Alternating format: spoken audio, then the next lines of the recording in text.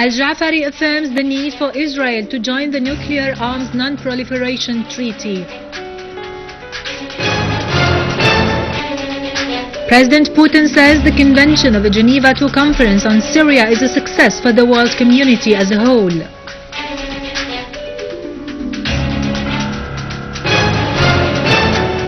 A number of Jabhat al-Nusra as well as non-Syrian terrorists are killed during operations by the Syrian Arab Army in several areas.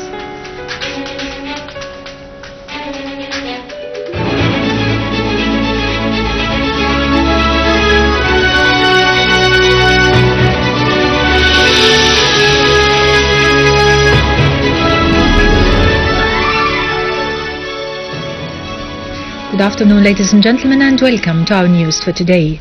Syria's permanent representative to the UN, Dr. Bashar al-Jafari, has stressed that Israel has continued to ignore UN resolutions that have called for its withdrawal from the occupied Arab lands and for the reinstitution of the Palestinian people's rights.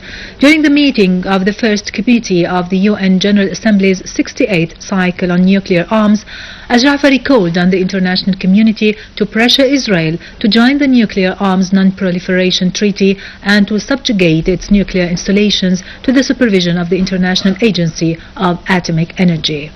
Delivering Syria's word at the UN Security Council, Syria's permanent representative to the UN, Dr. Bashar al-Jafari, has affirmed Israel's disregard of UN resolutions for more than half a century of its occupation of Arab lands. During a UN Security Council session dedicated to the situation in the Middle East, al-Jafari pointed out that the Israeli-Qatari collusion with the fundamentalist terrorists who wreak havoc in the UN disengagement force area in the Golan revealed the identical policy of both sides and their schemes against Syria and its people, as well as against the safety of the forces of the UN itself. Al-Jafari criticized the false accusations deliberately leveled by certain delegations in order to serve their own project in support of terrorism and extremism in Syria and the region in general. He pointed out that the main objective for which the provision the state in the Middle East was introduced was to exclusively discuss ways of ending Israeli occupation of Arab lands, not to discuss the internal situation in the countries of the region.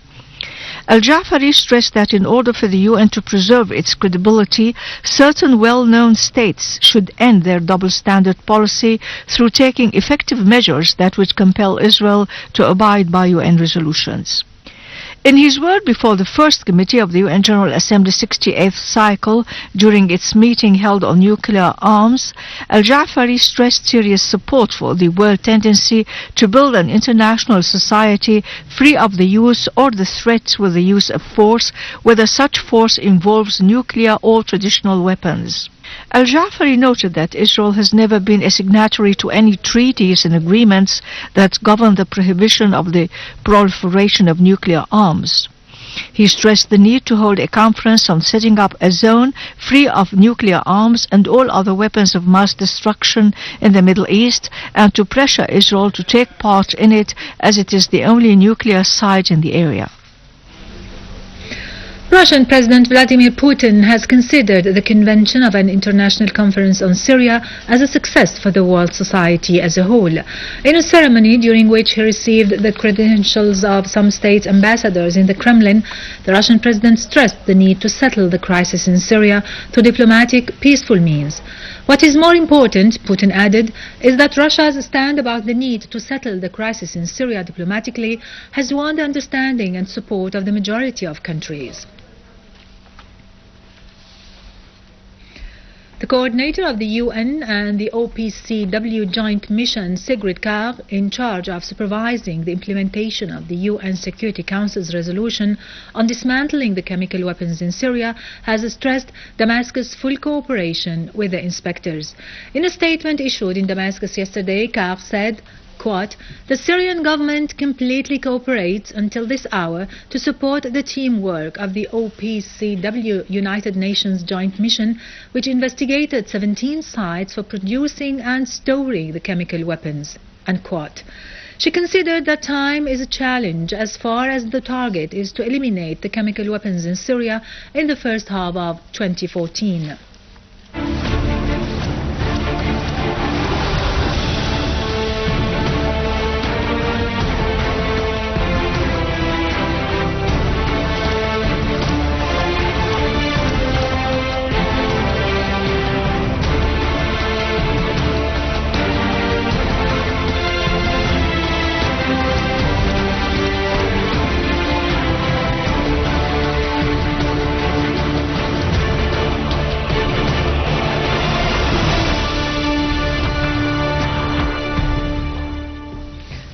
Welcome back.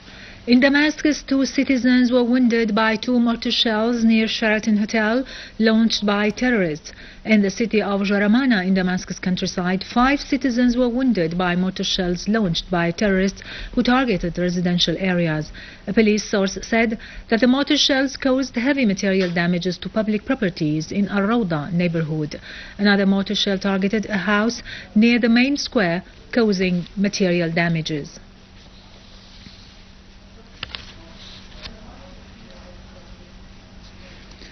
In Daraa city, Syrian Arab army destroyed a network of tunnels dug by terrorists to infiltrate into secure neighborhoods. The army units confiscated stolen medical equipment and other materials. The Syrian Arab army foiled a terrorist attack on the National Hospital in Daraa, chasing terrorists near the refugees camp and Assad Road, destroying a number of hideouts and killing dozens of terrorists. In Al-Ahrak and As-Sura towns, army units targeted terrorist gatherings, destroying a number of motorcycles and killing scores of them in the city of Tafas. The army killed the terrorist leader of the so-called Al-Yarmouk battalion. In Daraa western countryside, the Syrian Arab army eliminated a number of Jabhat al-Nusra terrorists, including different nationalities from Chechnya, Saudi Arabia, Libya and Tunisia. In the city of Homs, Syrian Arab army units eliminated all the members of different terrorist groups in Jurat al-Shayyah and Al-Qarabis neighborhoods near Khadija al-Kubra school in Al-Qusur, in addition to the towns of Mhin and Hawarin near Ad-Dar al-Kabira in Al-Rastan. The Syrian Arab army also destroyed a convoy of vehicles loaded with heavy machine guns and carrying terrorists and ammunition in Syria Tel site in Al-Sha'ir mountain in Palmyra countryside. Syrian Arab army units pursued terrorists infiltrating into Sadat town as they killed many terrorists, injured others and destroyed their cars loaded with weapons in several areas in Homs province. An official source told Sana that a Syrian Arab army unit gunned down terrorists who infiltrated into Sadat town, reaching At-Talla neighborhood, killing many terrorists and injuring others in addition to destroying their weapons. Syrian Arab army eliminated terrorist groups and destroyed a number of cars loaded with ammunition and weapons in Idlib and Aleppo countryside. A military source said that dozens of terrorists were killed in 3 villages in Aleppo eastern countryside. The source added that military operations resulted in destroying terrorist hideouts and missile rocket launchers in addition to mortar shells and big quantities of ammunition. In Idlib, Syrian Arab army unit eliminated an armed terrorist group near Saraqib city and destroyed cars loaded with weapons and ammunition. In Iraq, a series of terrorist attacks carried out by extremists and suicide bombers on police checkpoints in the governorate of Anbar, west of Iraq, killing 28 people, mostly from policemen. Iraqi police said that a suicide bomber driving a tanker bomb attacked Al-Ittihadiyya police checkpoint on the main road in Anbar near Al-Ratba, as another suicide bomber driving a car attacked another police checkpoint. At the same time, gunmen attacked a police station in Al-Ratba, while another suicide bomber blew himself up on a crowded bridge near the area.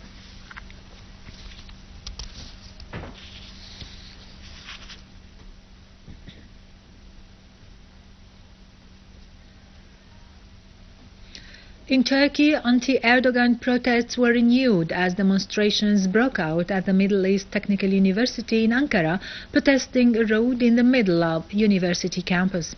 Riot police used water cannons to disperse demonstrators who gathered at Istiqbal Square. Also, clashes erupted between security forces and dozens of protesting students as bulldozers took advantage of the holiday on the occasion of Al-Eid to break into the university campus under the cover of riot police, intending to uproot about 3,000 trees in order to open the road.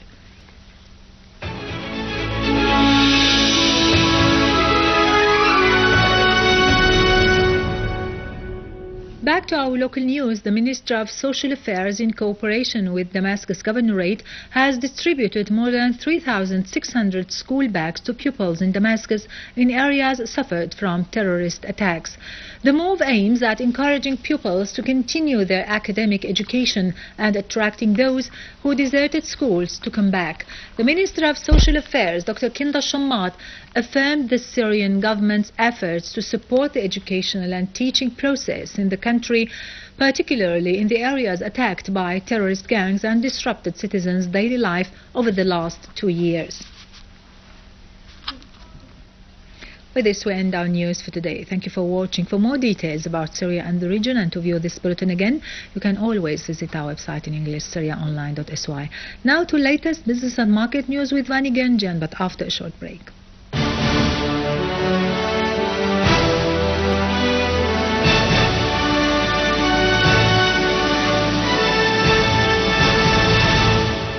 Good afternoon.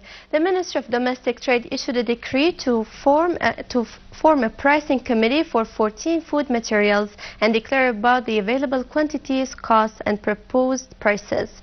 On the other hand, the decree aims at setting the proposed price compared to the international prices in order to provide the citizens with the basic needs with affordable prices and sufficient quantities.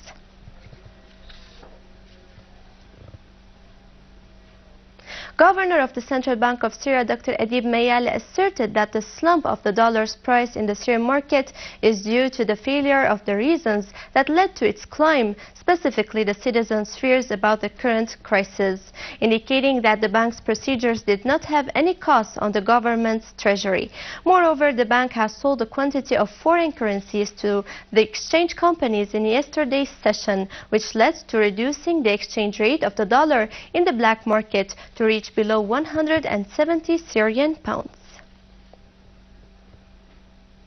The saving bank affirmed that it granted 1,258 loans with a total cost of 377 million Syrian pounds since the beginning of the month until the 20th of October. The bank added that it is still continuing to grant the loans to the workers, noting that the delay of granting some loans is due to the big sums of the presented requests, as the loan limit is 300,000 Syrian pounds. Brent crude oil fell for a third day as crude stockpiles rose in the United States, signaling reduced demand in the world's biggest oil consumer. Supplies in China climbed to a record in September. Futures dropped 0.6% as U.S. crude inventories increased by 3 million barrels last week.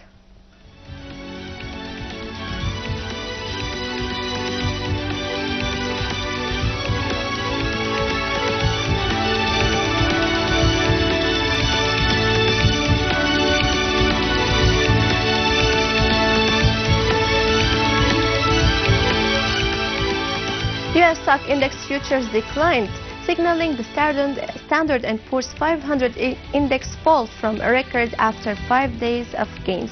European stocks declined following the longest rally for the region's equities in 40 months. Japanese stocks also fell, with the Topix index slumping the most in 3 weeks.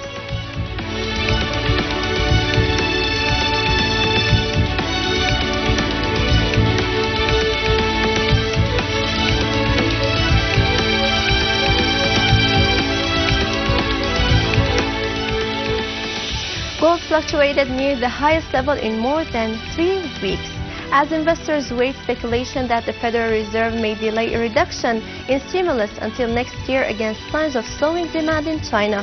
Gold for December delivery lost 0.4% to reach $1,337 an ounce.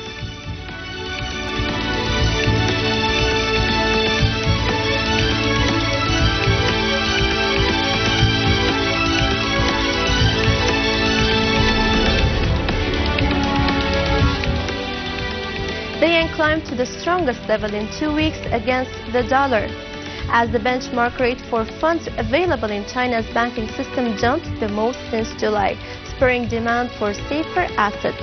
Japan's currency rose versus all of its 16 major counterparts.